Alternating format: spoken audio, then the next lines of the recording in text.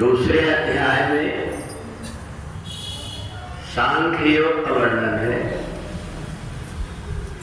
या निशा सर्वभूतानां तस्यां जागृति संयमी यस्यां जागृति भूतानि सा निशा पश्यतो मुनि। भगवान ने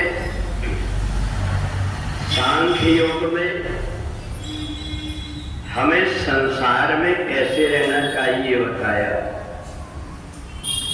सब प्राणी जिस संसार के सुख के पीछे भागते हैं, जो संयमी पुरुष रहता है, सभी प्रकार के सुख उसके पीछे भागते हैं।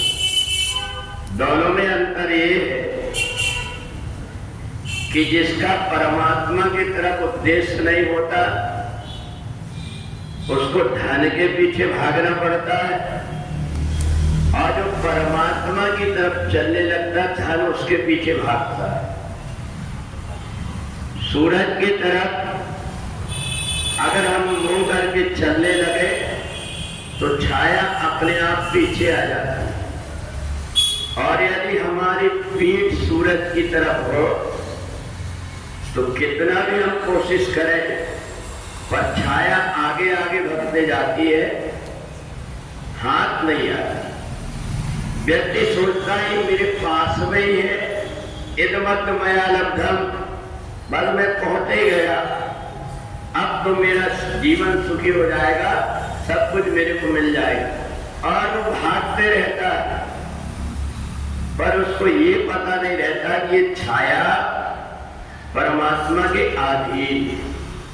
और इसलिए संसार में व्यक्ति भले भगवान का काम करे पर उसकी नियत पैसे की तरफ होती है। अब पैसे की तरफ होती है तो भगवान उसको इतनी उलझन में डाल देता है कि अगर उसको पैसे भगवान के नाम से धोखा देकर चीटिंग करके उसने ले भी लिया तो इतना परेशान, इतना तड़पते रहता है कि मेरे पास में इतना है परंतु इसके बाद में भी मैं दुखी क्यों, उसको ये समझ नहीं आता। और इसलिए भगवान ने जीवन जीने के सूत्र दिया है। सांख्य योग में भगवान ने कहा ये शरीर के अंदर की तुम्हारी इंद्रियां हैं, ये तुमको चैन से नहीं बैठने देगी। तुम्हें अपने आप को कछुआ जैसे बनाना पड़ेगा। कछुआ जब जरूरत पड़ती तो हाथ बाहर निकाल लेता है, जब जरूरत पड़ती तो पैर बाहर निकाल लेता है, जब जरूरत पड़ती तो अपना सिर बाहर निकाल लेता है। परंतु जब उसे नहीं निकालना रहता ये सब उसके अंदर समेट लेता है। और इसी को भगवान ने कहा है कि जो संयमी पुरुष अपने आप को ऐसे साध लेता है वो संसार की सभी प्रकार की क्रियाओं को करता हुआ भी अकड़ता रहता है, क्योंकि वो इंद्रियों के अधीन नहीं है, इंद्रियां उसके अधीन है। और इसलिए आपूर्वाण मदल प्रतिष्ठम, समुद्र कहाँ कौन नदी को बुलाने जाता है पर वो भागी चली जाती समुद्र के पास में। ऐसे ही परमात्मा की तरफ हम चल करके देखें, ऐसा कौन व्यक्ति है जिसके जीवन में दुख नहीं आए, ये क्षणिक दुख से विचलित ना होकर के ये थोड़ी देर में चला जाएगा, ऐसा मान करके जो व्यक्ति सुख और दुख की परवाह न करके परमात्मा पर आश्रित हो जाता है उसका जीवन सार्थक हो जाता है। और इस सांख्य योग में भगवान ने शरीर और आत्मा दोनों का स्वरूप बताया।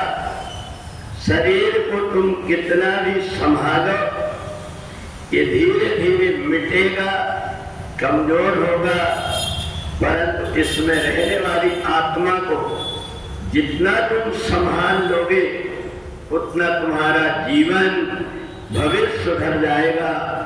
इसलिए या निशा सर्वभूतानाम, संसार के व्यक्ति सोते हैं रात हो गई, अब मौज से सो जाओ, परंतु तत्श्याम जागृति संयमी, अपनी चेतना को जागृत करके इंद्रिया जब सो जाती है तो संयमी पुरुष परमात्मा की शरण में जाकर बैठ जाता है और उनसे अपने सात प्रकार की बात कह करके और परमात्मा का साथ लेकर के आता है। तो दिन में भी ऐसा लगता है कि उसके पास में जो कुछ दौलत है, ये दौलत से बढ़कर के संसार में कोई व्यक्ति धनवान नहीं है। तो इसलिए जिसके पास परमात्मा की प्रेम रूपी दौलत है उसका जीवन सार्थक है। धन दौलत जिसने कमा करके रख लिया वो अगर अपने आप को धनवान कहता है तो इसका अज्ञान है। बोले वृंदावन बिहारी।